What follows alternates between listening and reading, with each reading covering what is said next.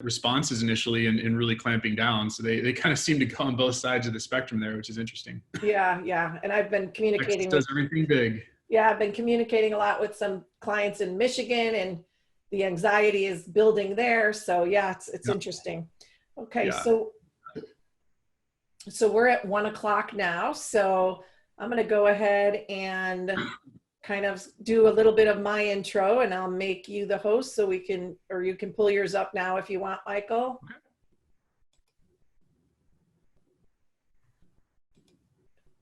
Okay. So welcome everyone. Thank you so much for coming. I'd like to introduce you to Jean St. Louis Consulting, who is hosting this. I'm Jean. We're hosting this whole week has been reopening resources, and I'd like to ask you that if you have any questions, if you would please be so kind to put them in the Q&A question part, and we will address those at the end. In addition, all of you will be muted throughout the presentation. You may just see my face. I like to just let the presenter see, just themselves on the screen so they can kind of focus and do what they need to do. If you haven't connected with us on any social media, we'd love to follow you. So please put your handle in so we can link and follow your practice and what your journey is doing. That way, if we want to communicate back and forth, that's an easy venue for us to do that as well. And also, I've been really fortunate to have met Laura Maley and Michael Anderson of Wonderist, their co-founders. And I met them probably 3 or 4 years ago and just kind of fell in love with both of them and really found that they have a great deal to offer practices. They've done a lot of great things for some clients. And so I have worked with Michael and Laura over the years. I also, throughout this pandemic, have started a mastermind group that some of you have heard me refer to earlier in the week. And Michael and Laura are a part of that group as well. And that mastermind group meets every Tuesday, and we have an attorney, an accountant, a dentist, a hygienist, a marketing firm, a insurance credentialing firm, insurance specialist. So it's really just a great way to we started it in week 1, so we're staying ahead of everyone, if you will, and the dentists and their teams in coming up with ideas and what we can be bringing to the table to help you all. So Michael is a Midwest guy, just like I'm a Midwest girl, so that also helped us to connect on the front end right away. And without further delay, I want to introduce Michael Anderson from Wonderist. Awesome. Well, hey, thanks again for having me, Jean, and I'm excited to talk about, I think, something that's a little bit more positive than where we've been in the last few weeks. So it's exciting. I know as people were probably joining, Jean and I were talking about, when are we going to reopen is the question we've all had. And, I think we all are feeling the sense that there is traction and movement. We're seeing other states open up. We're starting to learn more about protocols and what's successful and what's working. And so we're going to start to shift our mindset today. We're going to talk about what should you all be thinking about as inevitably you go back to work. And so today, we'll talk about marketing and outreach for successfully reopening your practice. Again, my name is Michael Anderson, and there is my better half, no question about it, my wife and business partner, Laura. We've been working with dentists since 2011. And our office is in San Diego here, so we're neighbors with Jean. Just briefly, and I put some information in the chat here, but and I'm going to say this one more time. If you guys are at all interested in getting the slides from today, and I'm going to be sharing a bunch of resources, so I'll spoil the presentation here and say that we're actually going to give you stuff to do. So that's going to be templates for ads, templates for social posts, templates for emails. If you want any of that stuff, my email is in this slide, or it's also in the chat. Just send me an email. Just say, hey, please send the slides, please send the resources, and I'll make sure to get those to you. Well, Michael, not to interrupt you, but we also will be posting, we're recording this, so we'll be posting it on our YouTube channel, Jean St. Louis Consulting at YouTube. So it'll be up there. Give us a couple of hours, but we'll get it there. This will live forever then. Fantastic. That's right. That's what you say. I better make it count.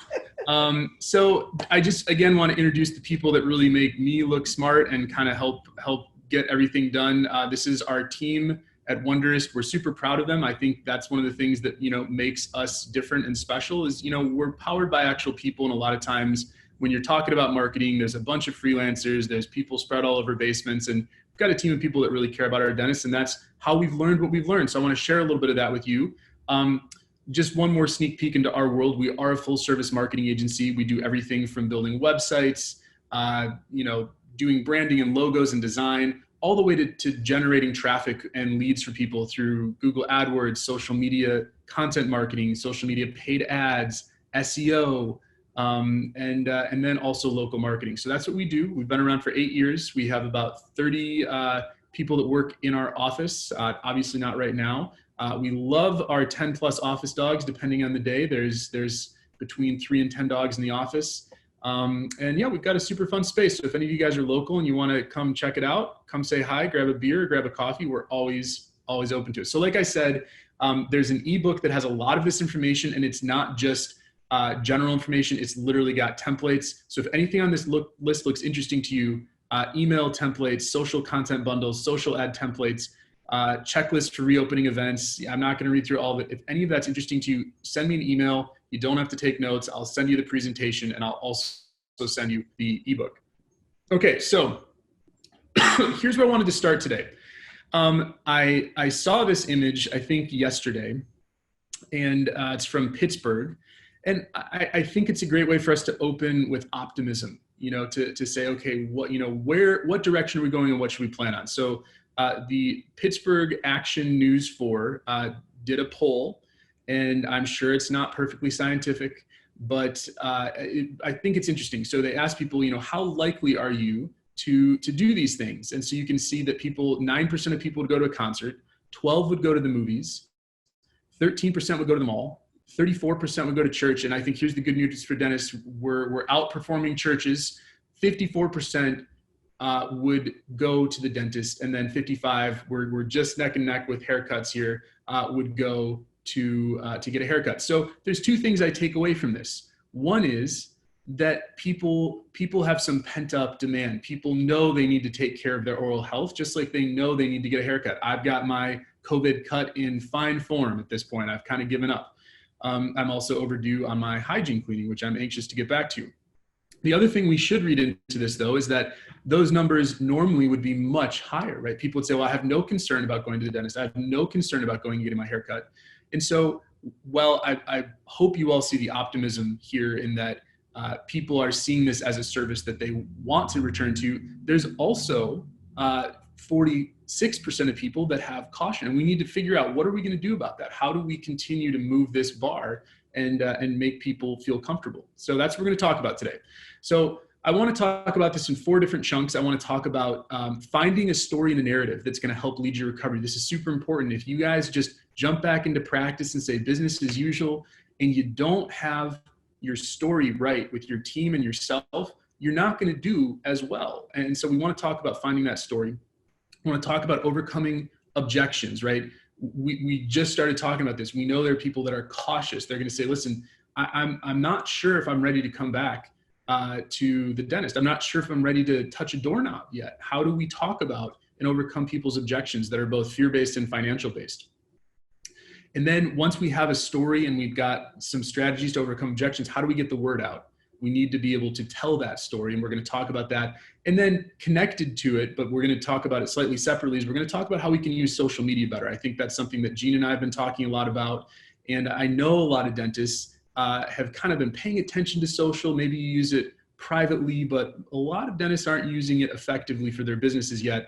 And I think during this COVID-19 moment in our history, a lot of dentists are looking for better ways to do that. So we're going to jump into that as well. So let's jump into our story here. For those of you, again, that are local, this is Dr. Coleman Meadows from La Jolla, one of our wonderful, wonderful clients. And he got a chance to kind of talk about some work they were doing with PPE locally. And so, he's literally telling his story right here. So we want to start to jump into that for you guys. So I'm going to start out here, and I'm going to kind of share my starting point. And I'll be honest with you, I might lose some of you at this point. I think there's room to disagree with what I'm about to say. And so if some of you don't share my feelings, that's okay. But I hope you'll see the intention here. So for me, as I've watched the last couple weeks unfold, I feel that dentists in general have lost control of the overall narrative around dental health with respect to COVID-19.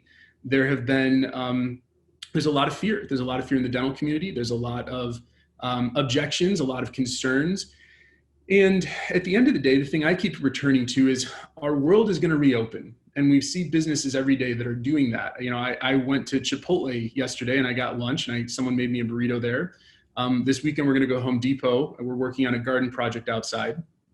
And I am convinced that dentists are better trained and in a stronger position to understand how to use PPE correctly, to work through infectious disease control and sterilization protocols, much more uniquely situated than many of the businesses like, let's say, a Chipotle, a Home Depot, the list goes on for a long time, that are reopening now. And I say all that with all sensitivity to the fact that personally, I believe, you know, the period of quarantining was necessary.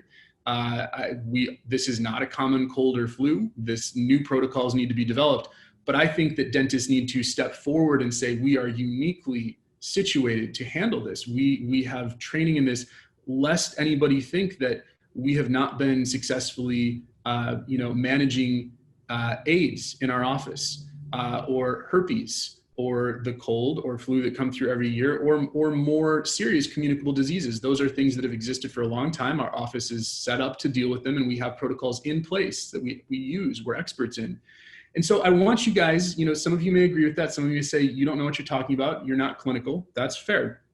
But I think that for those of you that do, you want to embrace this part of the narrative and say, we're leaders in this, and we should be at the forefront of this conversation. So I'm asking you all to focus on taking credit for what you know, the expertise you have, and then be educators for your patients. Because if you think about what is the great antidote to fear, we're talking about vaccines. What's the great vaccine for fear? It's education. And you guys have that ability to educate. And so we're going to start to step into how we can do that. So to find your story, I almost have a little workbook here for you. And I know you don't have a pen and paper and you can't sort of write on the screen, but I'd encourage you to think through it. And again, if you want to download this afterwards, maybe this is an exercise that you fill out. So to find your story, I'd like you to start with answering this question. What diseases do you successfully manage? There's a longer list that you have than I know about. And so I think it's worth you recognizing the experience that you already have. Then I'd like you to look at what are the protocols that you have been practicing, that you do have in place, that manage infectious diseases, and kind of, again, write those out, whether it's a mental inventory, whether it's something you physically do. A lot of times we don't take credit for the things we take for granted. And you say, yeah, using PPE, that's just part of my everyday job. And look at the rest of the country though. This is something everybody is taking credit for. One thing that I thought of, and we'll probably talk about this again later, I thought it was really interesting to see the businesses that jumped on protocols early, Costco, some of the grocery stores. And, I don't know how effective they were, but it made me feel better. It made me feel better to see that they were doing something proactive and they had a system behind it. There was some guy standing out there, looked official. He was spraying down the carts, moving people along. There was a line, there were dots on the ground. It made me feel better. So, what are those old protocols you have? And what are the new protocols? Hopefully you should have some new things you're doing. And there's smarter people than me that can suggest what those are. That's not my job today. Jean is certainly the person that I would talk to start to say, well, what are those protocols that we should have in the office? But what are those new ones? You should have an inventory of those, again, so you can take credit for that and say, all right, this is part of how we're going to reopen. This is what the story we're going to tell. We're going to tell people about this. And then I want to close with this. You need to ask, do I feel confident that my team and I have a good plan in place to treat patients and keep them safe? And, again, I think reasonable minds can go two ways here. I think some of you are looking at this saying, yes, I do, put me in, coach, I'm trained for this. And others of you are saying, no, I have questions. And so I think that for this story to work, you have to attack those insecurities and those questions and say, okay, well, what can I do to feel more confident? And then that's going to put you in a much stronger position as you go back to speak truth to your patients and to your team and say, this is why we're in a great position to move forward. So the other thing I want to do here is I want you guys to make it personal, right? It's not just a transactional business. You guys are community builders. One of the things I always hear dentists say is, I love that I built a community. and you have your own personal stories. And so, for any story to work, you have to make it personal. You have to connect with patients. And that involves a little bit of emotion, vulnerability, and honesty. And so in the interest of going through kind of another exercise, I want you to go back to the beginning and sort of say, well, what was the dream for your business when you first signed your lease and you first got that business loan and you first walked in the door, or even going back to dental school? What was your dream for the business? And reconnect with that, because that is important. I think a lot of people have gone through, and Gene, you talked about this last time we were on, stages of grief. It's like a baby. It's like a part of our family. There's other people affected by this. So go back to that first thing that you really were able to sort of plant in the ground and say, what was my dream for this practice? And then recognize, what have you sacrificed and overcome to get here? And I know maybe this sounds hokey to some of you. Say, okay, Mike, let's get to the good stuff. I want to get to those templates. That's fine. But if you don't connect to these things and you don't have this story to tell, then you're not gonna need any of the other stuff we talk about today. You need to make sure it's personal. So think about what you've sacrificed and overcome, and make sure you have at least a mental inventory of that. And then, what did it actually feel like when this first started, when you closed the door on normal practice? Maybe you're still doing emergencies, but it has not been normal. Maybe you had to lay people off. What was that like? And I think that's something that may be worth sharing, because, again, vulnerability and honesty is something that we're all attracted to, whether we recognize it or not. And if someone just says, oh, everything's great, we just go back to normal, then people treat you like an appliance. That's what you are. We look for people that are inspirational, interesting, connectable. Those are the things we look for. So make that part of your comeback story. And then, what about your team? I think your teams have all been affected. How do they fit into this story, and how are you going to tell that part of it? Because that's important. Why do we ask all that? This is going to start to give us a foundation to build on when we think about how we educate and how we deal with objections and how we lead and move forward.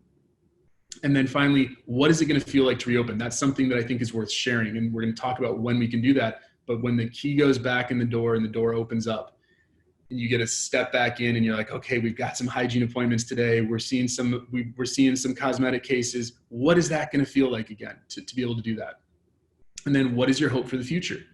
What do you think, the future holds for you? And that kind of brings us to, I know we could say 1 year from now, 2 years from now. I want to go 5 years from now.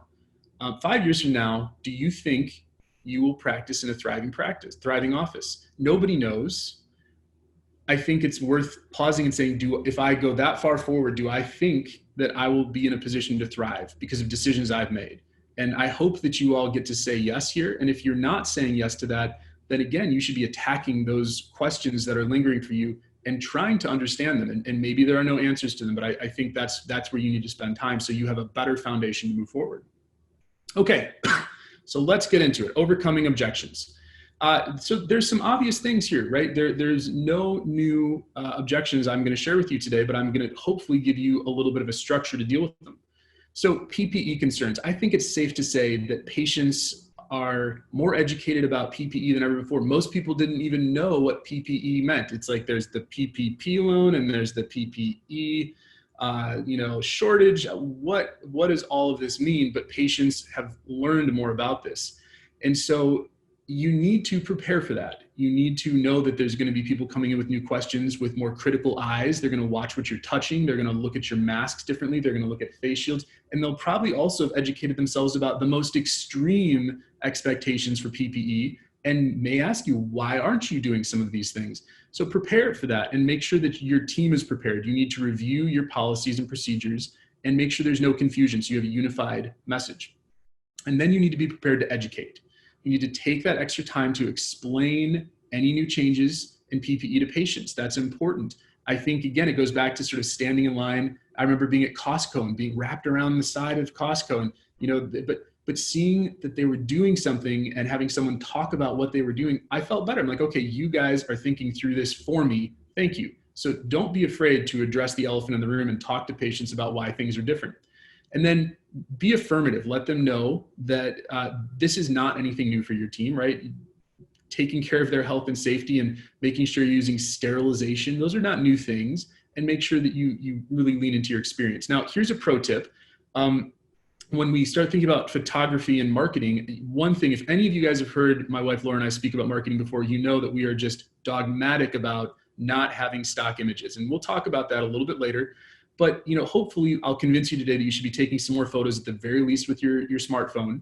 And the one thing I'll say is, don't let this new wave of PPE make you hide. You still have it present, acknowledge that it's part of the practice, but don't hide your face. So, as long as you're not in a clinical moment where you're actually treating someone, pull that mask down. Don't feel like you always have to be, totally covered. Make sure that we're still connecting with the person. So, so really important as you think about taking photos in the practice in a post-COVID world.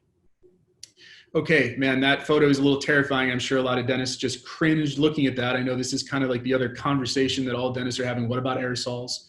And again, I don't claim to have the answer for this, and reasonable minds can disagree about whether this is a bigger or smaller risk, but you need to prepare and have your thoughts on it, right? Some of you are going to feel differently than others, but you need to make sure that you have a firm position and your team understands that position. And then again, educate about this, right? It's super important to do that. Now, this is one of those that I think some of you might be shaking your head and saying, I can't believe a marketing guy is telling us to talk about this. That's a bad idea. Let's not. And I think one thing I've learned through this moment in time, and certainly throughout my whole life, is the people that talk about the elephant in the room, the people that are willing to be leaders out in front, even if it's slightly uncomfortable, often end up being the ones that are more trusted. So I would encourage you, even though it's a little scary, you're like, well, I don't want to put that idea in anyone's head. I think that you should have some way of helping your team and yourself talk about this, because it's going to get out. And if it's not something that's talked about in the media, then other dentists are going to do it for you, and they'll use it as a way to drive doubt. They'll say, well, we do worry about aerosol. Your dentist doesn't? Oh man. And so it's important for you to have a strategy to do that. I think one of the best ways to do this is to create a video. Talk about it, just tackle it head on, explain your specific response, and then make sure that that lives on your website. It's something that's part of your social media strategy, and it's something that you consider emailing out to patients as part of your reopening communication. Okay, and then financial concerns, right? Look at this graph. It's just, let's hope it's one of those crazy blips in our history. 30 million Americans are filing for unemployment. And, there's a lot of instability in our financial future. All of us feel it. We're all there. And so your patients are not going to be any different as they come back or think about coming back. Some of them have lost insurance. Some of them are uncertain about their jobs. Some of them have lost their jobs. So what can you do to help with that? There's a lot of things. I didn't put them all on here. Our guide has some more. But I think membership plans are going to be a big deal. We've already seen an increase in membership plans over the last couple of years. And I think the offices that have them fared a little bit better through this moment in time because they have reoccurring revenue baked in. Wouldn't that be nice if you had that too? I think membership plans are something you should strongly consider for your practice. Now, it could be something you self-manage, or as you can see with our pro tip here, there are some really great companies out there. My favorite one is Boom Cloud. Jordan Comstock, who's the founder, is just a great guy, super smart, grew up in a dental lab. His parents still run a really, really well-known dental lab. And so if you want to learn more about that, I'm not the expert. Go talk to Jordan, check out their website. And then new patient specials, nothing new here. However, I hope some of you maybe go and re-examine your new patient specials. And here's the deal. Some marketing agencies are going to say, what's the cheapest you can do? Can we do a $35 new patient special? Oh my God, what's the point? I guess you get as many people in as you can and you hope you keep some. We've never been advocates of that. I think what you do is you come up with a fair special offer. You look at how much it actually costs you to bring a new patient in, or how much you would bill for it, and then discount it, maybe 20%, maybe 30%, depends on how much you can go. And you also have to look at your competitive landscape. But the reason I think you might want to do this is, as people are losing insurance, they're going to pay out of pocket. I'll tell you, when we chose our dentist, so we have wonderful dentists, the Strummers, New Image Dental. It was between them and one other dental office. And we looked at both, and they had a new patient special offer. And we said, yeah, that seems fair. And we went with, we said, we're going to try New Image Dental. And we've been there for, 5 years now. So it does make a difference. You can get new patients from it. It's not just all tire kickers. And I would encourage you to make sure you have a good special offer. Okay, so let's talk about just this other sort of concern. What about just general office safety, right? What about touching a doorknob, or sitting in the waiting room? There's all these objections people are going to have about just coming back into the office. You need to, again, prepare for this, outline some procedures that your patients will actually get to see so they know what you're doing, and then educate them about it. How should you do that? Put a sign on the door. I'm going to talk about the one we have here in a minute. Create an instructional video, one that walks them through what you do. Email out your protocols. We're going to literally give you a template to do that later. And then talk about them on your website. We're going to go through all of that in detail. Now, there's a video I saw, and again, I will take no credit for this. I'm totally stealing this from someone else here. It's from Braceland Smile Studio, and they have a great video. Again, this is where if you want to email me and you want to get this presentation, there's all of these resources you can watch. They basically walk you through their whole office. They have a sign on the outside, and they use this cool tool, Modento, to basically let people check in remotely. They can just use the QR code, and then they're able to kind of communicate in the car and know when their appointment's ready. So you don't have to do that, but it's a good video to watch. And there's another one we'll reference later to give you an idea of how, how you can educate people through video, which I think is super important. Okay, so hopefully we've got a little bit of a strategy here, as far as what our story is going to be. What are we going to talk about? What are we going to educate people on? Now, how do we start to actually get the word out? The first one I'm not going to spend a lot of time on, phone outreach. I don't think I need you don't need me to tell this. Gene has been telling you this. Everyone else has been telling you this, and you didn't need any of us to tell you about it. You need to start calling patients and rescheduling them. Now, I know there's a little chicken and the egg dance here. It's like, well, when should we do it? Hopefully we're going to get more clarity, certainly for California, and for other states that don't have dates yet. But as you get that clarity, you need to start rescheduling patients. One thing we have here, another resource, is just a really quick response guide for people that are manning the phones for you or for yourself that will help you deal with people's objections. If they say, oh, I'm a little concerned about, whether it's safe to come back, we've got some outlined responses that you can use and print for your front desk. So again, I'm not going to go into that specifically. I know Jean, I think, has even better resources than we do. So I trust that she'll follow up and make it even more robust. The other thing too, you need to find a way to communicate all of the stuff we outlined in this story, how you're feeling, what you're doing, how you want to educate patients. You need to get that out to people, and email and potentially sending a letter is a great way to do it. It's far from old fashioned.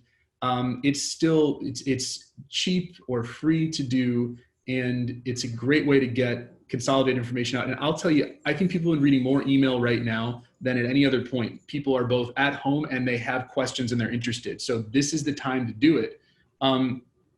So make sure that you have a nice welcome letter. You want to welcome them back. You want to share your story, and then you want to talk about your procedures. If you do live in a sort of older skewing market, you might want to consider a letter. And honestly, this may be one of those moments where even though you don't want to spend the extra money, spending just a little bit more and doing both is worth it, because your number one focus right now is to keep the patients that you have and to reactivate them and make them feel like you are all over this. So I think it makes sense to send multiple emails, and it may make sense for you all to send a letter out. So we've already talked about video a little bit, but it's such a powerful way to do things. And here's another one, Dr. Packard, for any of you that have seen me talk before, I love to lean into this guy. I love to learn from him. If you just want to, honestly, just go follow Precision Dental on Facebook. They have such good content. It's just such a good way for you to get an idea of what you should do in your practice. But Dr. Packard made this great video. You can see it says, we have exciting news. We're opening back up tomorrow. And then if you were to click see more, he walks through all of the procedures that someone's going to go through. So basically, like, you drive up to our office, now what? And so again, this is alleviating any concerns for someone that's like, is it safe to go back? He's like, yeah, we've thought about it. Here's every step. So in that video, you want to welcome people back. You want to share your story, how you're feeling, what the impact is, talk about new procedures, and you want to let them know your team is ready and show them, right? People connect with people. I want to see your team and see that they're ready and excited to have patients back. So we're getting past that fear, right? And then your website, you can't forget about this. It's your digital storefront. And listen, guys, if you don't know how many people are visiting your website on average in a month, use the time you have left to talk to your marketing agency, your webmaster, your cousin who runs the website, whoever it is, and say, hey, how many people come to our website? It's going to be a couple hundred. The smallest dental websites have 200 or 300 people coming to them. A lot of them are going to have 5, 6 1,000 or more people coming. And so, it's true. People find information everywhere. They might go on your Google business. They might go on social media, but they're doing their research and they're looking for information on your website. So you need to make updates there. Here are 3 things that I would encourage you to do. Have a reopening alert. Why is this important? I think about right now, as I've ordered some takeout food, there's restaurants and I'm like, I'm not sure if they're opened. I don't know. And so I have to do some hunting around, right? Sometimes you call and it goes to voicemail, like, should I call back? And I find myself going to their website. And if they have a banner somewhere that says open during COVID-19, or I know I can follow up. So you want to make sure there's no confusion for people that you are in fact open. So put a reopening alert. You can kind of see over here, there's this banner right here. That's where it could go. Now I've got an example. Again, there's this Precision Dental Bowling Green. If you want this presentation, you want to say, I want to see what Mike's talking about and I want to copy it. Get the presentation, click those links, and you can take that exact concept and use it for your practice. Another local practice here, Harbor Family Dental, and again, not taking any credit for this either, really great page that was added by the doc, and it's basically got a visual list of all the new things that they're doing in the office to respond to COVID-19. So it's talking about new procedures that are in place. Really, really great. So that's Dr. Walrich, awesome guy, great marketer, really good mind. So another guy to pay attention to. And then no stock content. I can't talk about websites and not tell you guys not to do this. It's a way for people to connect with you. Use the last week or 2 or a couple weeks you have to go back, look at your websites and say, okay, people are going to start coming back. They're going to look for an office that's a good fit. They're going to have new concerns and questions. I'm going to show off my space. I want to show them what I've done here. It's clean. It's beautiful. I've got great technology. I've got a team that is ready and excited to treat patients in a way that's going to make them feel comfortable. I'm going to show that off. That's what's going to make you feel different. So we've got, another sort of local San Diego office here, Seaside Dental, and one of the practices we built a website for. Beautiful, beautiful website. You can see all the photos and the videos in there, really help you connect. Pro tip here for websites, if you really want to go the extra mile and meet patients where they're at, add live chat. That way they're on your website, boom, they can ask a question. You just have to make sure that you have someone that is able to man that. You can create rules around it so it's active during certain hours, but live chat's a great way to connect with people. We have it on our website and we chat with dentists every day through that. Okay, getting social. So I just want to kind of like paint the picture for some of you guys. And some of you are going to say, listen, I get it. I'm on social media, Michael. You don't have to tell me. But for those of you that maybe have always said, well, I got kids that are on social, or, I do it personally, but I don't really think it's a business thing for me. I just want to set the stage for you. There's 3.8 billion social media users on the world. And that's basically half of the world's population is on social media. It's pretty amazing. And the average user has about 8 different social media platforms, right? So it's not just Facebook, it's not just Instagram. For those of you that got hooked on TikTok over this sort of pause in our life, it's not just TikTok. There's a bunch of different platforms, and most people have more than one. And most people are spending about 2.5 hours on social media each day. That's a lot of time. So we've seen people's eyeballs shift from watching TV, from reading newspapers and magazines. They're shifting to social media, right? That's where people's attention is. So what do we do? What do we do about that? So when you think about it, you say, okay, well, people have 8 platforms. I don't have time to post on 8 platforms. What should I be doing? I don't think it's gonna be a huge surprise to you when I say that Facebook and Instagram are the 2 platforms that you should focus on. And they're different. Now, they have a similarity though. Facebook purchased Instagram and they are connected. They're connected companies, which is nice because there's some efficiencies that you can gain, but they're 2 very different platforms. So those are the 2 we're going to talk about today. If there's a couple other things you can take note of here, YouTube, second largest search engine in the world, second largest social platform in the world. Definitely one of those areas that I think if you want to really go the extra mile, you want to start getting more active, create videos, YouTube is another great place for you to look. I'm just going to, again, answer the question because I know it's coming. What about TikTok? It's a sort of viral sensation, a lot like Vine, where people are creating these fun videos. I think that it's going to be less helpful for helping most local businesses grow because it's not as localized. It's not built for businesses. There's 1 or 2 dentists that have created a big following there. That's what's going to happen. You're going to have a couple big influencer dentists that get on there, but for the rest, The rest of us, most dentists aren't going to find success on TikTok. I may live to regret that. And Gene, I'll be very sorry that this is recorded and on YouTube forever. But at least right now, TikTok is not a place that I would be spending a lot of time. Facebook and Instagram is where you want to spend your time. Okay, let's talk about Facebook first. So why should you care about Facebook? Well, one unique thing that's interesting about Facebook that I don't know if you guys have thought of, it's the largest social platform, we know that, but it's also kind of the only social platform, the only major social platform that asks users to sign up with their full names. Think about that. I every time I think about it, I have to go back and I'm like, well, wait a second, that can't be true. I think LinkedIn is the other big one, but Instagram, you have a handle. TikTok, you have a handle. Snapchat, you have a handle. All of those, you have these usernames. And so Facebook actually links people up to people. And I think that changes the way the platform is used.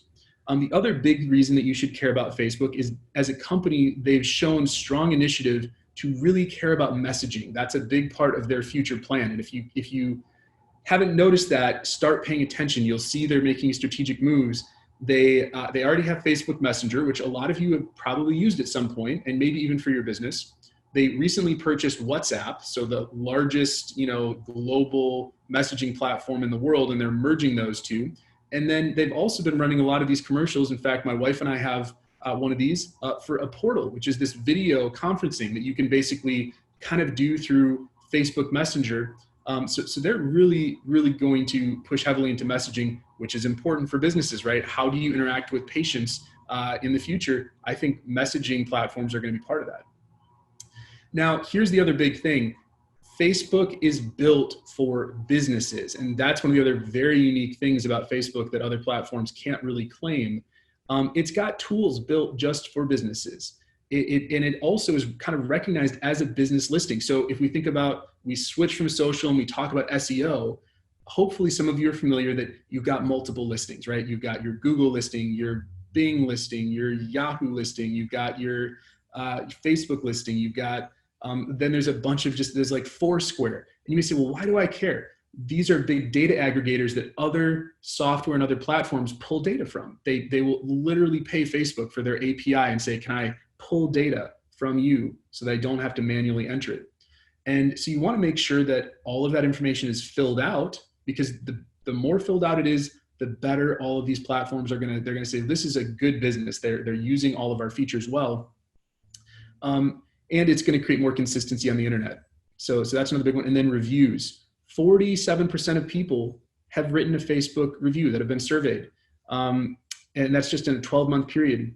And only 25% of people have written a Google review, and 16% of people had written a Yelp review. Now, I didn't include this in these numbers, but the Yelp had not increased from the last couple of years. And there are more people now leaving Google reviews and more people leaving Facebook reviews. Now, personally, even with that information, I'll tell you, I still think the most important place for dentists to get reviews is Google. I think Google's number one, but don't forget about Facebook. Facebook is a super important place for you to be generating reviews, because we know people are looking there to vet businesses. Now, the photo that I have on the side here, I know I kind of jumped over this tools built for business. What does that mean? There's these tools built for business. Look at the image that we have on the side, and you'll notice that there's some very specific stuff. You can put your services on your Facebook page. Did you know that? That's something that you should be doing. You can, again, have reviews. You can put offers on here. You can build a community. You can have events. You can even look for jobs. There's all of this stuff that you can do on your business Facebook page. So it's way more than just a place where you can post some photos and read some news articles. Okay, let's talk about the demographics. Well, what is the community of Facebook like? It's pretty broad. It's not just a kids platform anymore. You can see that, basically 88% of, we'll call them teens, are on the platform. 18 to 29-year-old, 84%. 30 to 49, 72, and jump up here, 65 plus, 62% of people are on Facebook. So if you're saying, well, I skew older, my demographic is an older demographic, 62% of those people are probably on Facebook. So, and I won't read all these other stats, but you'll see it's pretty flat across income levels. They're basically, everybody has a similar adoption, and education levels. Everybody is on Facebook. Okay, so here's what I want you to take away from this. Facebook, if you say, well, Mike said there's a difference between Facebook and Instagram. What's the difference? Facebook equals business. This is your business platform. This is where you do all of the business stuff. You're going to update all of those different categories we looked at. You're going to have more of a business mind for how you're using it. And here's specifically what I'm going to recommend you do. This is kind of your to-do list. I want you to make sure you have a professional looking page by having a logo in your profile. Look how clean this is. You've got Precision Dental, and honestly, if your logo doesn't fit into a circle, find a version that does. You don't want to just, have the corners cut off. It looks unprofessional. This is, again, a virtual storefront for you. And then if you don't like the idea of having a logo, then make sure it's a headshot of you so that it sort of blends in with the platform a bit more, and it's you're celebrating you as the practitioner. And then there's that cover image, that banner, it's your billboard. Use that space well. I think putting a video back there is one of the best things you can do. So if you have a practice intro video, throw it there. If you don't, there's no excuse. Later today, tomorrow, this weekend, pull your phone out. Please make sure that you hold it horizontally. Don't do this. You want to hold it horizontally and record a 1-minute welcome video. Just say, hey, this is who I am. Welcome to my practice. Thanks for checking me out. There you go. You got a nice, awesome billboard for when people are doing a little bit of research on you. Okay, and then there's all this business info, right? I said we have to treat it more like the business side. Make sure it's filled out. If you don't have it filled out, it's not going to work for you as well. So you can see on the side here, there's category, username, business details, price range. I know that could be scary, but maybe this is a good way for you to tell people how they can think about you. All sorts of information that you want to fill out. So make sure that you update your description, hours, any missing contact information, and then build out your stories. See this section that's cut off here? You can actually talk about different things that have happened when the business opened, when you got new technology, different parts of your story. That's a really great way for people to get to know you. And it's one of those new features that you may have missed when it rolled out. Office photos, guys, I can't tell you, for me, when I'm looking at a new business, I want to see it. I want to see what it's going to be like. That's one of the most calming things for me personally, is to visualize myself there. Make sure you have a gallery of office photos and it's something you're posting on the regular so that people can see themselves in your office. And then get active on Messenger. So remember when I said, one of the big reasons you should pay attention to Facebook is they're investing in their ability to be a communication platform. Don't wait for everyone to force you onto it. Go and make this something you can do now. So here's the easiest thing that I'd recommend. Activate greetings. And if you say, well, what is that? That's a technical term that you basically, if you notice, sometimes you go on a Facebook page and it's like someone chats back to you and says, hey, can I help you? It makes it so much more likely that someone is going to start a conversation with you. And so you want to activate that. And you can go to this little feature on the back and it says, start a messenger conversation, show a greeting. Turn that on, and that's going to increase people that start to reach out to you. Make sure you have someone on your team ready to respond, and then you want to respond quickly so that, I don't know if you've seen, Facebook will say this person responds within 1 minute or 1 day. If you can make that response time shorter, more people are going to want to reach out to you. And then if you really want to be the AA+ student, there's messenger bots out there. Again, that's a whole nother conversation for a different PowerPoint, but I of course want to acknowledge that for those of you that are interested in this stuff, do some automation and have some prompted questions that people can click answers to that start to get them closer to the information they need. Okay, and then, reviews, such a big part of practices. You need to be asking for these. There are tools you can use to automate this, like Swell CX, Birdeye, Revenue Well, and Solution Reach. I hope you guys have those in your practice. I really do. It makes such a big difference. If you're getting 1 or 2 reviews a month, that there's something wrong. Either you're not doing your job well or you're not asking for reviews. And I promise you'll have a better practice if you spend that little extra money and you automate it. But here's the trick. If you do have one of those and you say, well, I don't get that many reviews, I don't know what's going on, try this. When you go back to work, I promise you this will make all the difference. Your front desk needs to have a system, a script, and a goal. And what you need to do is when someone comes up at the end and you say, how was your visit today? And most of the time people are going to say it was good. It was great. I love my hygienist. I love Doc. Really good.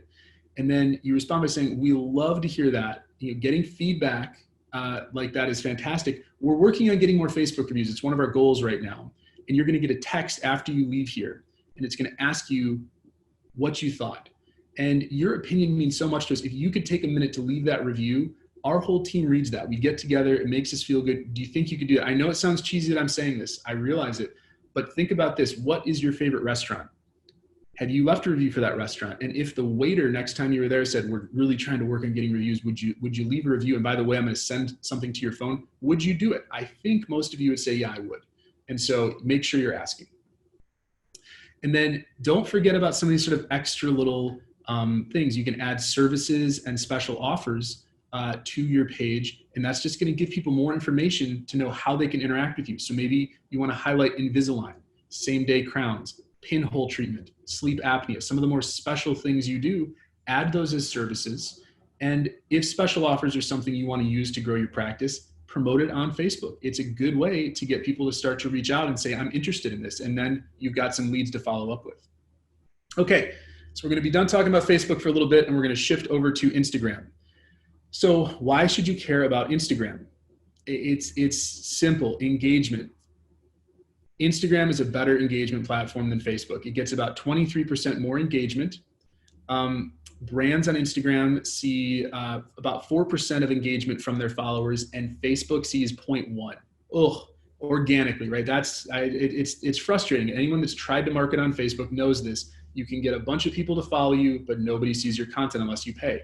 Instagram, you can see content go further.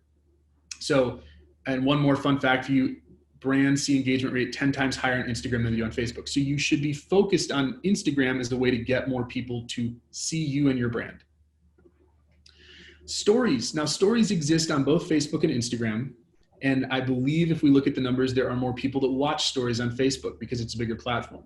But the engagement on Instagram stories is better. And so, just to take a step back, for those of you that may not know, you're saying, Michael, what's a story? We're going to see an example of one in a couple minutes. But you can scroll your feed in Instagram and you can see all the different posts. I think we all kind of know what that looks like. But there's this new thing. It lives at the top. There's a bunch of little circles up there. And it basically lets people and businesses create sort of snapshots into their day. You can record a video, you can post information, and it's there for about 24 hours and then it goes away. And so I like to look at it as sort of a local TV feed of just what is going on in everybody's brain. And that is increasingly where more and more people are spending their time. Now, here's some good things to know about. 59% of millennials, that's me, and 70% of Gen Zers, those are the people older than me, watch Instagram stories. So people are doing this. Actually, I'm sorry, I was wrong on the Gen Z thing there, but yet more and more people are engaging with Instagram stories. And 1 in 4 millennials and Gen Zers look for products in stories. This is not just about us connecting with friends. We also look for products. I've definitely made purchases from Instagram stories. And then 70% of users are engaging with brands and looking brands up to vet them on Instagram. So in brief, what's the deal with Instagram's demographics? You'll see pretty quickly that it skews a lot younger. So for example, people 50 and over, 50 to 64, 21% are on Instagram, 65 plus 10%. So it's a much younger platform. It's probably where the future is going, right? You look at that 18 to 29 and 13 to 17 range, way more adoption there, which means as those people get older, Instagram is going to become more and more of an influential platform. Okay, so Facebook equals business, Instagram equals brand. This is the platform you want to use to drive your brand. So what should you do? You want to think about what are your strengths, right? What are the things that I want to celebrate about myself? Do you have a beautiful new office? Do you do great before and after work? Are you someone who really loves getting in front of video? Are you a dog person? Is that the thing you want to do? Are pets in your life going to be the thing that you want to do? Or are you just someone that has great chemistry with your team? You do funny photos. Any of those can work. There's no right answers, but you need 1 or 2 strengths to be sort of who you are. That's important. And so if you haven't thought of this already, do that. Don't do everything. Don't post dental jokes, dental memes, the occasional photo, a before and after photo here. You need to have a strategy. You need to know what it is that you post. And really, I think picking 2 or 3 different things. So for example, posts of the office, fun facts about services, and before and after photos. Those are 3 strategies. That's what my strength is: service, our office, and before and after. Okay, those are the 3 types of posts you have. That's the kind of strategy you want to develop for yourself. Next, you want to talk about your audience, right? You want to say, okay, well, who am I trying to talk to? Is this going to be an audience that's going to be younger, older? What are they interested in? You need to know what your audience is, and then what's your aesthetic. Ultimately, you really want to have. We've all seen those curated, photo grids where they all look perfect. One of the big things that helps with that is filters.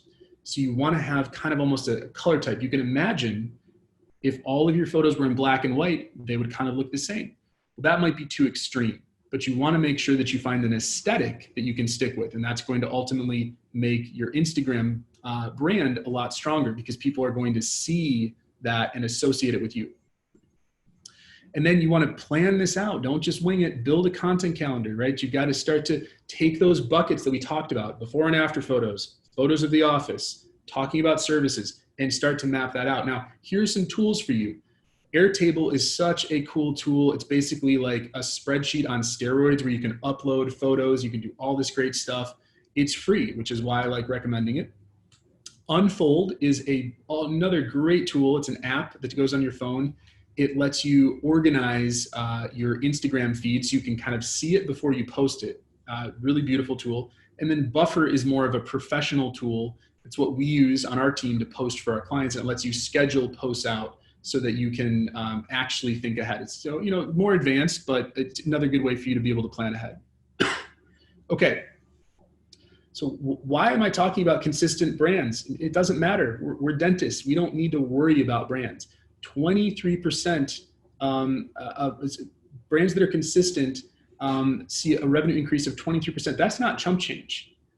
That is not a small amount of money. And if you think, oh, that's probably just e-commerce, or no, that's just restaurants, start to think about your own purchasing decisions. What are the brands that you support, local and otherwise? They're ones that have consistent brand presence. And so that's something you need to make part of your practice. And I promise you, we work with too many dentists that do this well and too many dentists that don't, to know that this number is absolutely true. And then again, I know I've warned you guys, I'm on a mission. Laura and I are on a mission. We're going to try to get all the stock imagery out of dentistry at some point here. When stock images are replaced with real photos, you see an increase of 161% in conversion. If that number, and I know there's what's the famous quote from Mark Twain? There's facts, statistics, and then there's lies. I totally screwed it up, but this is one of those things that you can take to the bank. Look at your website, look at your marketing, look at your social media. If you've got stock images, what are you saying? You're not connecting with anyone. Find a way to breathe some life into the marketing that you're going to be doing after COVID-19. When we've all been cooped up, we're sitting in our homes. I'm craving connecting with other people. I don't want to see another stock image. I want to see a person that I'm excited to go meet. Please, please, please, please, please ditch the stock imagery and start focusing on what's real. Okay, so that's a great segue into creating effective content. I think you see where this is going to go. So we've already talked about social media being an effective way to get the word out. I love this analogy of 20 years ago, we were all reading newspapers, and it's transitioned. We're still doing the same thing, but just in a different format. Now we're on our phones. And so you really go where the eyeballs are at, guys. It's if you're not taking it seriously, I hope you start doing that, because this is where people are at. And just because you may have tried in the past and you didn't get results, I would ask you to consider, what did you have to say? There are plenty of people that ran ads in newspapers that never saw results back in the day when that's all people read. And then there were ads that worked great. It's what they had to say that mattered. So here's a good example. I love giving examples because hopefully it gives you guys some stuff to think about. Dr. Altimos at Mansfield Orthodontics, again, I learned so much from her. She's fantastic. she's been posting through this break. And look at this. You can see the post that's kind of on the back there. She's saying, I'm so excited to share what we've been working on. Let's just say a lot of planning, measuring, and cutting went into this. It's getting me excited. I don't know what it is yet. And then she's saying, I'm so excited to finally share this. She's giving you these little updates of what she's working on. And it's something I can connect with personally. If you don't feel like this is something you're doing, I would ask you to pause for a second and say, well, is that something that I'm interested in? Look, and not that numbers really matter in this case, but 34 people liked that post she made with 4 comments. She's getting engagement because she's talking about real stuff. I promise you, you can do that. Don't think dentistry can't do that, but you need to have a good strategy. Part of that strategy is embracing good company culture. I think in one of our sort of breakout sessions that we do, that Gene was talking about, we talked about this a bit. I think people overlook this all the time. They say, well, how can I have good marketing? If you don't have your culture right, it's a lot harder because you need your team bought in. And Dr. Packard, again, one of those guys that just nails it with his company culture. He's got a give that he does in his local community, and it's on his wall. He just wears it on his sleeve. He's like, I'm so excited to give to this cause. He gets his team involved in it. They have fun. They make photos and video, all this stuff. Your culture is one of your best ways to shape your brand. And so I know this can be a tough one. And I know you hearing some random guy on a webinar is not going to go magically have you change your culture, because all of us want to have a good culture at work. But I would ask you to maybe use this as a springboard to recommit to making it closer to what you wanted it to be when you started. And I promise you that's going to pay dividends in the long run in your marketing. Okay, here we go. I think it's the last time I'm going to say it. Please, guys, no stock images. How many of you have one of these actual photos on your website? I bet some of you do. And the joke I always like to make, it's like a Cialis commercial that I've seen 100 times, right? And it just, look at the difference between this and Dr. Packard and his team and what Dr. Altimos is showing us here. It's totally different. So please consider ditching the stock images. Authentic imagery is so core. Professional photos, I think, are something you should be considering for your practice. How much did you spend building out your practice? What's your technology investment? Do you think it's worth a couple $1,000 to get some professional photos and videos done? It's just like, that's the thing that launches all of your marketing in your emails and your social media and your website, all of that stuff. It needs to be fed by authentic photo and video. And then candid content. If you don't want to invest in working with a photographer, a videographer, or a marketing agency like us, take some of your own photos. I know you guys can. Most of you have really great cameras in your offices that you do before and after photos with. I think someone on your team has figured out how to take cute photos of their kids. I promise you they have. Why don't you see if you can use that skill and take some great photos of your team? But promise me that you're not going to just do yearbook photos where everyone's standing against a wall, or you take the photo of the empty office. No, get your family and friends over for a couple hours and just go through a mock appointment. That's the best way to do it. Start at the front desk, work your way to the chair, and then work your way out the door. And if you get all those photos, I promise you, you're going to have different marketing on the other side. And then once you have all this content, stay active on social media. Try to post 2 to 3 times a week. People will come and they'll say a bunch of different things about this. Well, I heard I'm supposed to post every day. I heard I'm supposed to post multiple times a day. For most of our dentists, if you guys are managing this, 2 to 3 times a week is more than enough. And at the very least, once a week is something I think all of you can strive to do. Okay, so here, if you heard me talk before, I say it almost every time. This is the secret that marketing agencies don't want you to know. Nobody wants you to know this secret. I'm just giving it to you guys.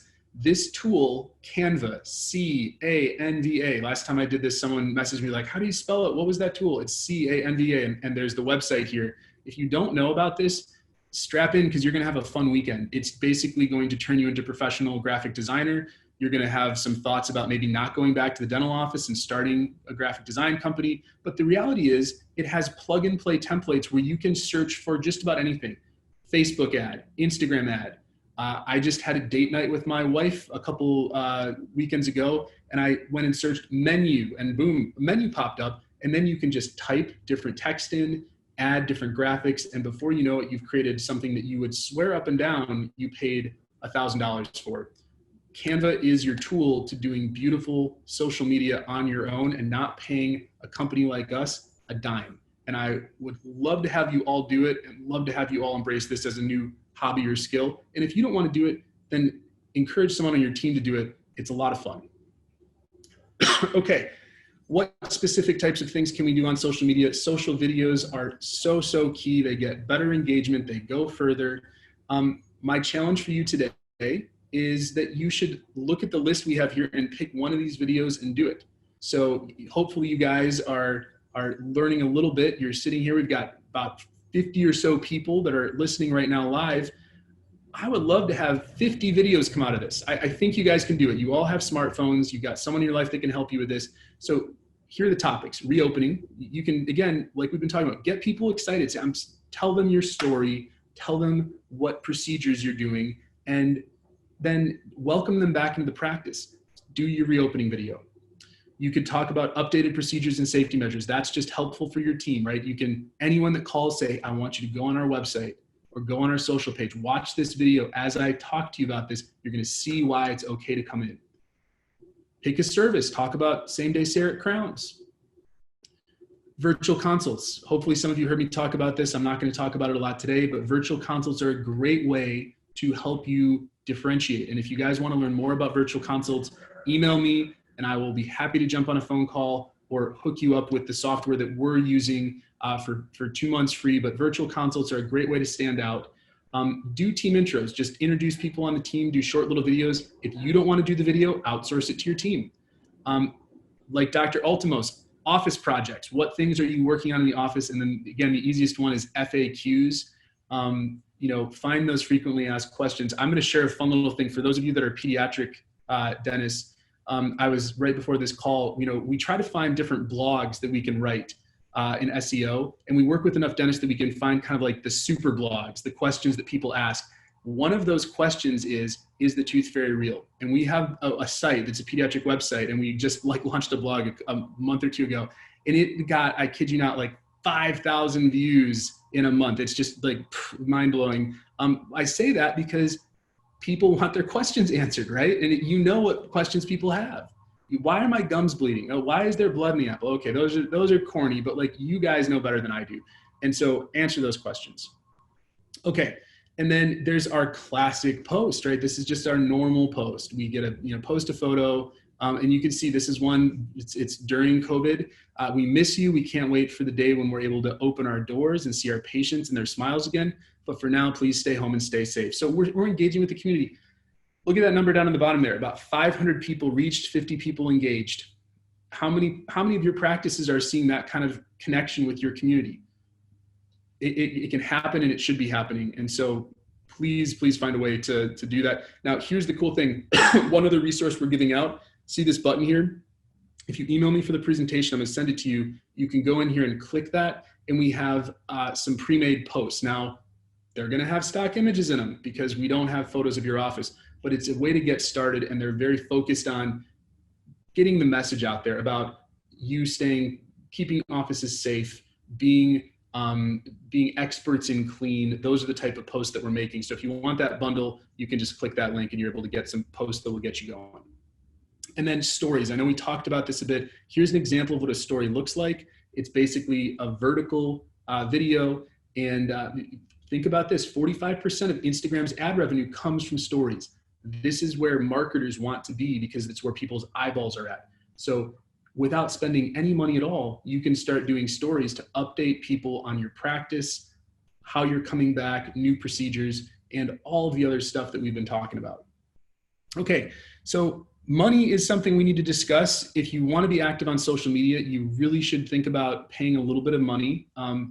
And if you're going to spend money on Facebook, your organic reach is, again, we've kind of discussed it's like 0.01%, but over the course of a campaign, maybe we'll get up to 2%, maybe. Here's a screenshot I have of a video campaign that we did. And you'll see that we spent $450 over the course of about 3.5 months. So close to $100 a month. And we reached 52,000 people.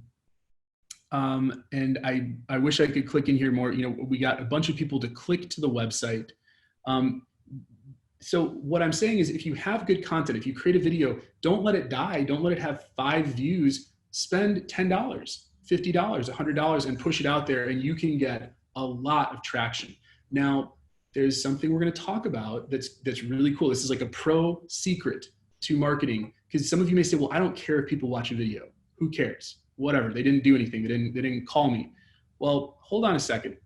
This is something you may not have thought about. One of the big games in social media marketing is basically targeting different people. So think about this. If you guys create a video today and it doesn't ask anyone to be a new patient, it doesn't talk about a new patient special, none of that.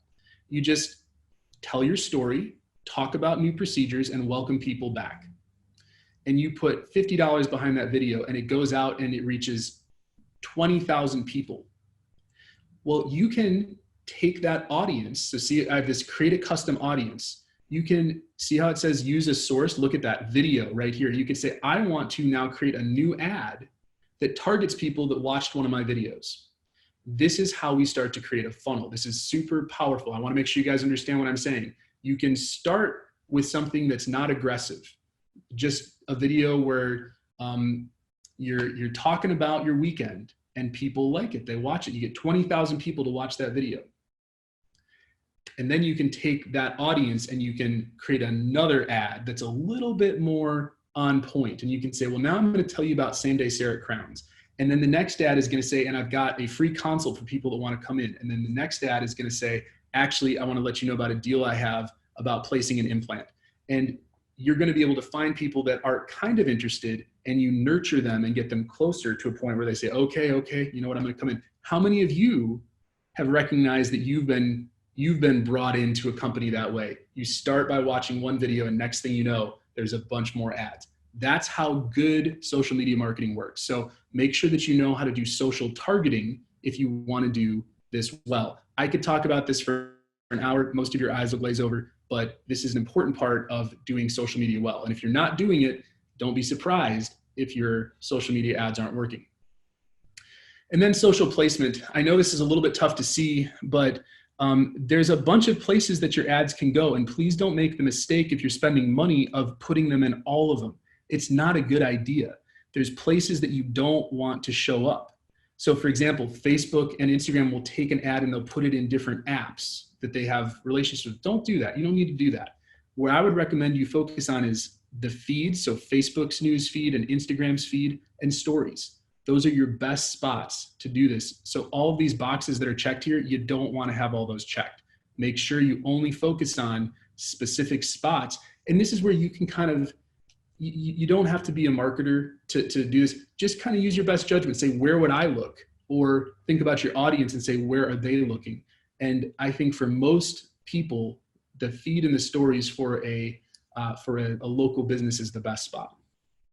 Okay, and then there's this idea of remarketing. Similar to what we talked about with the video, but different. You can put a pixel on your website, and all of us have had this happen, right? Every time I go, I see, I start shopping for something, I'm going to look for a new tent. And then that tent follows me around. How do they know? Well, they have a pixel on their website that it tags you. It kind of paints you and says, gotcha. And now you can keep showing ads to people for a period of time, not forever, but you can do it for a while. So you want to make sure that if you're working with an agency or company, that they have a remarketing pixel on your website. If that's a service they offer and that you're paying them for it, you might not be doing that, right? So don't be mad at them if they're not, but it's also something you can do, and you can have an ad that follows them around.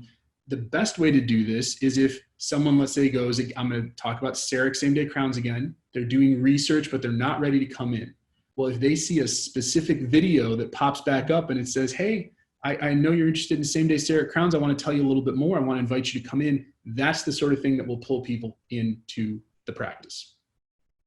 And then the last thing I want to do here is I want to go through some potential Facebook ad campaigns with you. We're literally going to give you what we're working with Wonderist clients on. So these are ads that we're going to run for our clients this next month, and I'm just going to share it with you guys. So this is a brand awareness campaign, and this is for our practices that are remaining closed. A lot of you maybe are remaining closed. And this works well exactly the way I just talked about. You can post a video. You're not asking people to come in, but by getting views where everybody is on their phones right now, they're at home, they're quarantined, you can build an audience to retarget later. And I'm not going to read all of this ad copy, but again, in the ebook that we're able to send out, there is all of this copy and you're able to use it. This is the copy that we're using for our clients. Open for emergencies only. Some of you are going to be doing this. We've got an example video so you can watch what a good video looks like. And the important thing here, if you read these, you can see the expected outcome is to increase emergency dental visits to the practice. So we're basically asking people to call now. That's our action. Here's another one. These are for practices that are totally open for service. This is more of a new patient focused ad. So we've got our offer up here, $99 new patient exam. People can learn more about this or claim the offer, and we're giving them a direct next step. They can also call to reserve their appointment. They're reopening soon. You want to start to refill the schedule. Get out in front of that early, right? Call now to reserve your spot, because I know a bunch of you are going to have some pretty full schedules. We hope you want to make sure that that you fill all those spots. And so this is a good way to do that if you're concerned about it. Extended hours. Let people know if you have extended hours. That's a big draw for a lot of people. Now, right now, you may be extending your hours because you just don't have room to put people. But after this, it's still a really good thing to advertise. A lot of people are going to say, well, that's great. And you can run ads during the times that you're open. So you're like, I'm open, call me right now. Great thing to do. Okay, for those of you that are not scratch practices, cover your ears, close your eyes. I'm going to tell you, marketing agencies like us are going to come after you guys a little bit. We know that you're going to have schedules that are jammed full. You're going to have patients calling you saying, can I get in? You're going to say it's going to be 2 months. We're going to exploit that. And for those of you that are in a position where you have more open schedules, you're a scratch practice and you're worried, this is a great time for you to say, I'm available today. I'm ready right now. Don't wait. Put that thought in a patient's head. Say, don't wait 2 months. You don't need to do that. I'll see you right now. And that can be really effective. And then virtual consults, again, one of those things that our team is really proud of. We've spent 2 years building out software to support virtual consults. I know everybody and their brother is now interested in this. We've really spent time building virtual consults out. So if you want to learn more about that, you can check us out at yourvirtualconsult.com. I can put that in the chat after this, or maybe Gene, you can type it in, yourvirtualconsult.com, and you can sign up and use the software for free for 2 months. And then what you can do is you can run ads. I love this because if you talk about standing out, how can I be different right now? Not a lot of dentists are offering virtual consults, and a lot of people are interested in what they can do virtually to be more efficient. And frankly, there's no other way to do it. Virtual consults are crazy. I wish I should have put in here a screenshot. We had a campaign that we ran for virtual consults before COVID. It was for cosmetics, which we'll talk about in a minute. We spent $80 on Facebook and we got 80 leads. Now I hate when marketers do this because it sounds like, oh, it's too good to be true. Not 80 patients, 80 leads. And in a situation like that, and if you ever see marketers doing this, $80 for 80 leads or whatever crazy thing it is, you should expect a small percentage of those to be qualified leads. And so then you need to have a good system to qualify them. That's the real deal. I'd love to sit here and tell you that for 80 bucks, we drove 80 new patients that all wanted dental implants. I would probably be sitting on a big boat right now if that was the case. But it's still really valuable. $80 for one lead would be fantastic if that lead converts into a full mouth restoration case. And I know all of you would agree with me on that. Okay, so cosmetic consults, same idea here. This is what virtual consult is built around, the idea that there are people sitting on their couch on Instagram looking at other beautiful people at 10 o'clock at night, wishing they had a better smile, but they're not ready to come into the office yet. They don't trust dentistry. They don't want to take off of work. And if you can give them an easier way to raise their hand and say, I would like to hear my options, that's powerful. And that's what virtual consult does. So if you're interested in that, again, you can go to yourvirtualconsult.com. You can sign up for free for 2 months. And I cannot recommend enough how powerful these ads are if you run them on social media, because it really is a way to be different. And for virtual consults separately, we have a whole resource guide that we send you that's got ad copy and social posts that you can make. So we're taking that we're taking that off your plate. Okay, so that's it. I wanted to close with this image again because I think it's a hopeful image, and it's one that reminds us of two things. And I just want to close where we started. It reminds us that offices will reopen. It reminds us that people trust dentists. People trust dentists more than they trust the church. I don't know if that's good or bad, but good for you guys. And then the other thing is there is going to be a hill to climb. There's the other side of that bar graph, people that are cautious, and you need to have a plan in place, and you need to have a story in place, and you need to have a way to tell your story. And I hope I helped you a little bit today in doing that. One more reminder for those of you that have heard me say it and said, I wish I had written his email down. Here it is again. If you want the ebook, if you want the presentation, shoot me an email. If you don't, totally fine. Hope there was something in here that was helpful. And then if we have a minute or two, I'm happy to take any questions that you guys have. And if not, have a wonderful weekend. Go check out the bioluminescence if you guys are in California. Enjoy some sunshine. And I hope at the very least, you will all do me the honor of recording one video that you're going to put on social media. All right. Thank you guys so much. There are some chats. Hold on. Great. We've got something here. How about chat bots like ManyChat? Do they need to be HIPAA compliant, or are we protected by Facebook's terms of service, et cetera? Great question. Two answers to that. Right now, HIPAA compliance has been waived for pretty much every platform. So you can use Facebook Messenger, you could use text message, email, all the stuff you've been told not to do in this moment you can do. I don't think that's really that smart, because then you're building something that doesn't work later. Facebook Messenger itself is not a HIPAA compliant platform today. And you can still use a Facebook Messenger. You just want to avoid having people share their information that way, right? So, and actually a chatbot in many ways is probably more safe, because the way chatbots work is you kind of put in predefined questions. So you can't really let people go too far. A lot of those questions, people just click the answer. It's a tree. You'll say, are you having a good day or a bad day? Yes or no. I'm having a good day. Yes. Okay, here's the next question. But I think that, if you really, really want to be cautious, you can put a disclaimer. The other thing that you have to keep in mind is it really depends on who's messaging you. If it's an existing patient, I hope that most of your existing patients aren't using Facebook to message with you. That would be PI, right? That's patient information. If it's not a patient of record and they're reaching out to you, it's not PI. They're not a patient of record at that point. And so I think, this is where there's a lot of gray area when it comes to HIPAA compliance. And I'm no lawyer, but we do have a HIPAA compliance lawyer for our team. And I'm amazed at how people still don't have answers to these questions. And I choose to say it's a pretty gray area if someone's not a patient of record and they want to start sending you healthcare information. You're not liable. It's on them to do that. I guarantee there's someone somewhere that will disagree with me on that. That's my opinion. Okay, question. Can you briefly describe how to post a story? Yeah, so let's see if we can use our camera here to do it. So if I'm in Instagram, I can't see myself, Gene. Yeah, go ahead, hold it closer. Okay, there we go, guys. All right, we're gonna try to do this. If you're in Instagram, you see there's this little button up here. It says your story. It's got my face on it right there. If I click that, it's gonna go in and there's gonna be this camera view. Now at this point, if I were to hold something down, in fact, here's what I'm going to do. I'm going to do a story right now. I'm going to take a picture of the screen. And for all of you that want to follow me, you can go to Michael James and on Instagram.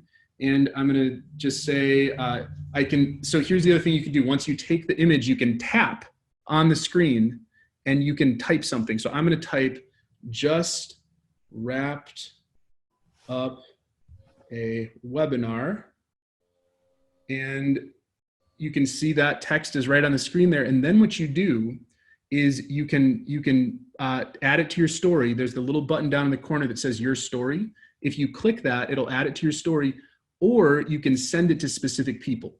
So this is where you have to be really careful. If you start sending, you could say, I want to just send Jean and I are friends outside of this. I want to send her a cute story of our son Wilder. and maybe, you know, it's bath time. Well, I want just Gene to see that. It's not public. That's where you've got to be very careful. You don't want to send private things and put that on your story. So I'm not trying to freak any of you out, but I just want you to make sure. So I'm going to add that by clicking on your story right here, and it's posted. So now at the top, you can see other people's stories. And if you want to watch stories on Instagram, when you load it, you can just click on, hope these are all good here. Here's Shane Simmons. He's another dental marketer, great guy. Check him out. And so he's got a story. So look at that. It's kind of cool. His story popped up. You guys all learned about Shane because he has an Instagram story, and I just saw it and I talked about it. Here's an ad right after that. So that's how Instagram stories work. Hopefully that's a little crash course for you guys. Great. Thank you. All right, let's see. I think that's it. But Michael, you have gone beyond the amount of information you shared and all the tips and tricks you gave. I am so appreciative. I'm sure everyone on the site has been appreciative as well. I would urge you, if you have not had a conversation with Laura or Michael about your social, about your website, anything, they're a great company, great couple. Absolutely will take the time to talk with you and explore what maybe you could be doing differently in your practice.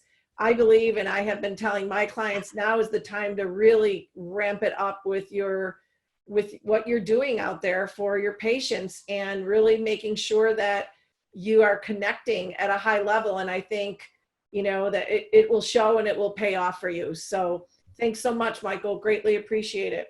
Have a good day, everyone. Have a great weekend. Bye.